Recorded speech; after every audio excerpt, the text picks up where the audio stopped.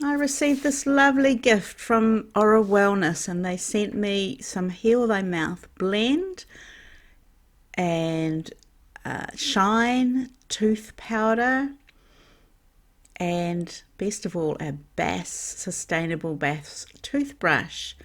And the Heal Thy Mouth blend is great because it's essential oil blend that's already been diluted, so it's safe to use on your floss. You can even add a drop to your toothbrush, and it's really good for balancing the oral microbiome in your mouth.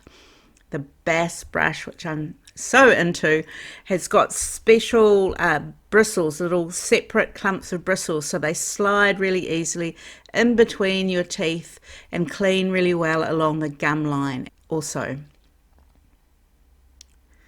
So excited about using this.